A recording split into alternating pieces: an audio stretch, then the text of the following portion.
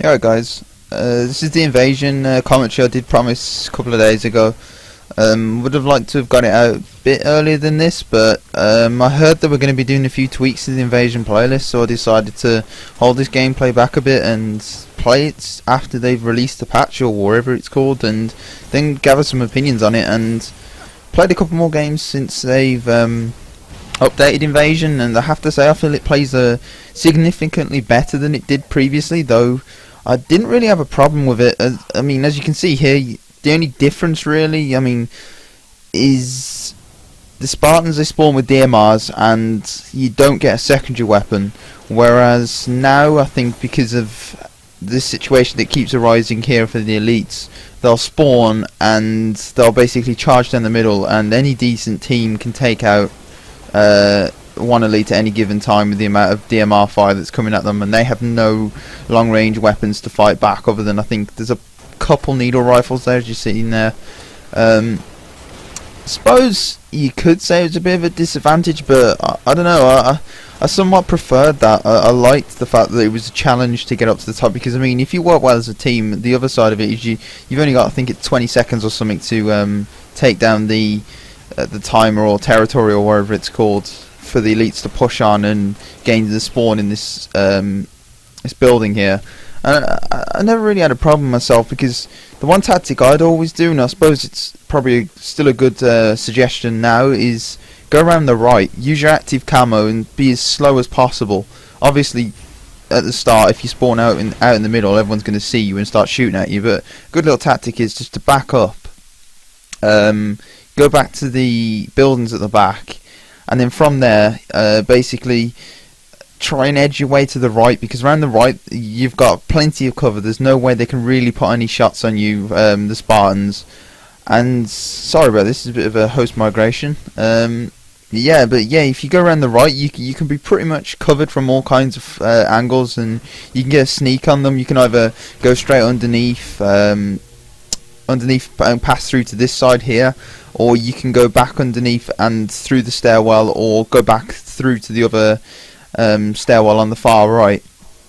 I have to say though, I played Invasion probably about 5 hours, 6 hours, something like that, and considering it's only one map, and this is one thing that's really impressed me about this beta, is that I played probably about a good 200 games almost now and you think about it, there's only 3 maps, and I haven't at all got bored of it. I don't know, I just think the Halo system and franchise has always for me held a special place in my heart, and I can never get bored of the way this game plays, the way it feels, just everything about it I absolutely love. Here's a good little tip here, by the way.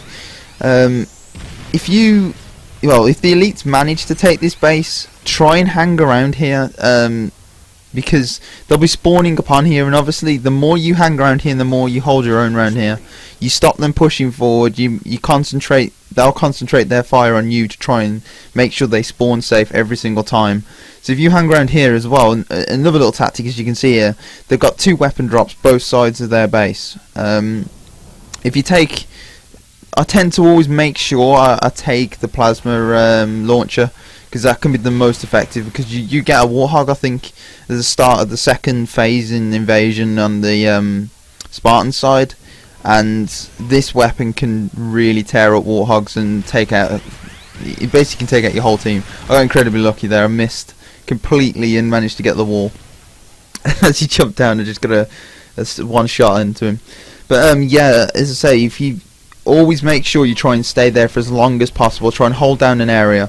There's one little thing you want to make sure you don't do though, is I think I do a bit later, one of my teammates, he stays back, and obviously as you know you can spawn on people battlefield style in this. I'm not sure whether it is this game, but there's been many a time where I've chose to spawn on my teammate, and through spawning there I've effectively spawned, yeah, this is it, yeah, I've effectively now spawned in their spawn. And this can be good, but it also can be very, very hazardous, because as you know, look, as you can see there, look, he's just spawned straight away. He's had the drop on me because obviously I was paying attention to what's going on where I should be. It can be a decent tactic to do, to obviously to hold that area. I mean, if you've got a decent amount of players there, it could be a decent tactic, as I say, but you've got to be very wary. I think though for the final release of this, they may have to tone down the amount of weapons the Spartans get available, because I mean, not only do you get 2 rocket launchers, 2 sniper rifles, a Spartan laser, and I think it's an extra DMR. You also can get a Scorpion and a Warthog, and I think the Warthog's pretty generous in the amount of times it respawns, and I think the Scorpion is as well. And I don't know, I mean, it may be just a small little gripe, but I found that it can be a bit unfair at times with the Scorpion. Whether it's just me, I don't know. But if you get a decent player with the Scorpion, you can pretty much tear up the other team. But I suppose that does counteract with the fact that now I've noticed that they're a lot easier to hijack their vehicles. It's a bit of a fail here. My friend Matt on the other team, I snipe him, I completely lose track of him, and the next time I see him he's within a foot of me and I end up shooting him straight in the face. One thing I've got to add as well to this is that Spartan vs Elites, there's also going to be another game type coming out in a couple of days, I think, called Generator Defense or Network Test or whatever it's being billed as. One thing that I've noticed massively, obviously there's key differences now between Elites and Spartans, and if you've been playing Halo for as long as I have, obviously I've been playing it now since Halo Combat Evolved, you pretty much know the duration of the shields off by heart. You know when someone's going to be half shields, you know how long they're going to be recharging for. And the one thing that always puts me off, I don't know if it's puts me off or I don't know what the word is, catches me off guard, so to speak, is the elite shield recharge rate. There'll be many a time, and I know you shouldn't chase your kills anyway, there'll be many a time in this where I'll be fighting someone. Look at that. See, that's what I'm saying about earlier, is that if you're going to spawn behind enemy lines, you really have to pay attention to your other teammates' position, because you can have examples of that happening to you, and you can't really blame the spawn system for that. That's your own fault. But yeah, as I was saying, I don't even know, what was I saying? I just completely lost my chain of thought. That was it. Shields.